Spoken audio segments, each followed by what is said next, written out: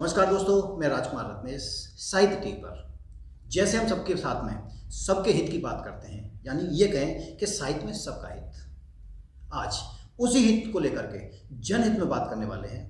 और वो बात ये है, हमारे साथ में एक बिल्कुल नव युवती, और वो भी ऐसी सर्विस में, ऐसी सेवा में जो आपके हित की बात करने वाली है।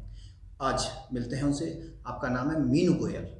मीनू गोयल जी, आपका स्वागत है साहित्य टीवी पर। आप हमारे स्टूडियो में आए हैं।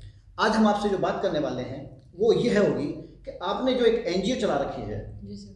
उस एनजीओ में आप जनहित में, जनता के लिए, देश के लिए क्या कर रहे हैं? सर, ये एनजीओ बेसिकली जो हमने खोला है, ये गरीबों की मदद के लिए खोला है। कि हमने देखा होगा कि काफ़ी लोग होते हैं जो उनको दवाइयाँ नहीं मिल पाती है, या फिर हमारे पास होने के बाद भी अगर यूज़ की नहीं है तो हम फेंक देते हैं। तो हमने ये बेसिकली गरीबों के लिए खोला है कि उनको मेडिसिन टाइम से पहुँचे, उनको बिना इलाज के कोई भी गरीब ना रहे। बिना इलाज के कोई गरीब ना रहे। मित्रों, मैं यहाँ एक बात आपको फिर से स्पष्ट करूँगा इस बात को। अक्सर ये देखने में आता है, बहुत से लोग दवाई मेडिकल स्टोर से लेकर के आते हैं।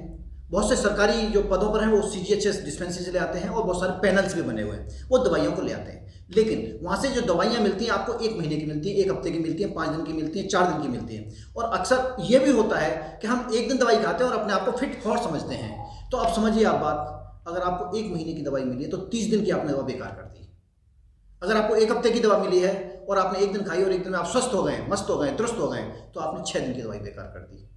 उस दवा के लिए आपने एक ऐसी संस्था बनाई है जो आपके घर में वो जब दवा फेंकने में ना जाए, वो किसी के इलाज के लिए जाए, और खासकर उन गरीबों के लिए जो इस देश में दवाओं के लिए तरस रहे हैं। ऐसा ही आप कुछ कर रहे हैं। तो आप इसको कैसे कैसे करते हैं सर, इसके लिए हमने हर पब्लिक एरिया में बॉक्स लगाए हुए, मेडिसिन बॉक्स लगाए हुए हैं कि यदि आपके घर में दवाइयाँ बची हैं और जो आपके यूज़ की नहीं है, तो आप उस दवाइयों को उस बॉक्स में डालें।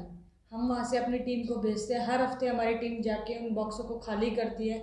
फिर हम उन दवाइयों को छांटते हैं। छांटने के बाद हम उसको एक मेडिकल स्टोर में लगाते हैं, और फिर डॉक्टर की परामर्श से वो दवाई हम आगे गरीबों को देते हैं जिनको ज़रूरत होती है। मतलब ये कहना चाहिए कि जो डॉक्टर से रिकमेंड करा के लाते हैं, आप उन दवाइयों को उन पेशेंट को देते हैं, निःशुल्क देते हैं? निःशुल्क, कोई शुल्क। देखिए मित्रों, इसे कहते हैं सबके हित की बात। इसे कहते हैं सच्ची सेवा। लगन आपके पास में है तो आप ऐसी सेवा करते थे।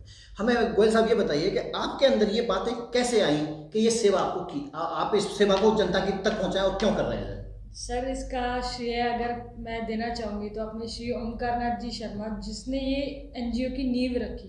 पिछले 15 साल से ये बुजुर्ग आदमी इस एनजीओ को चला रहा है दिल्ली में।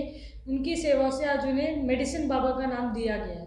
उन्हीं के नाम से आज ये देखा मैंने कि एक तरफ 83 वर्ष का आदमी, बुजुर्ग होके एक अकेला आदमी ये सेवा कर सकता है। तो मुझे लगता है हमें भी, युवा पीढ़ी को तो बिल्कुल इसका सहयोग करना चाहिए, बाहर निकल के आना चाहिए और इसको आगे बढ़ाना चाहिए कि हमारा भी सहयोग सबको मिले। जब एक तरह से इतना बुजुर्ग आदमी जो विकलांग है इतनी बढ़िया कार्य की नींव रख सकता है, तो मुझे लगता है कि हमको उस समय, मुझे इनको देख के ही लगा था कि हाँ भाई, जब इतना बुजुर्ग गरीबों के लिए सोच रहा है तो हम तो फिर भी एक यंग एज में आ जाते हैं। मित्रों, एक बहुत अच्छी बात मीनू गोयल जी ने हमें बताई। 83 यानी 83 वर्ष का एक युवक बिल्कुल वृद्धावस्था में है और इस कार्य को कर रहा है।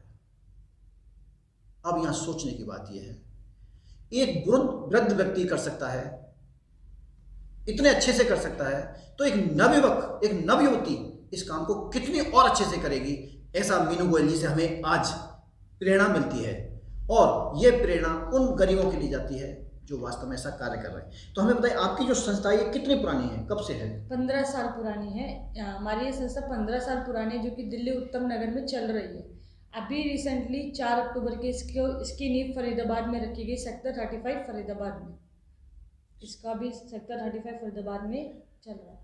मित्रों, अगर आप फरीदाबाद क्षेत्र में आते हैं तो आप मीनू गोयल जी की जो दुकान है, मेडिसिन बाबा फाउंडेशन, आप इसका लाभ उठाइए।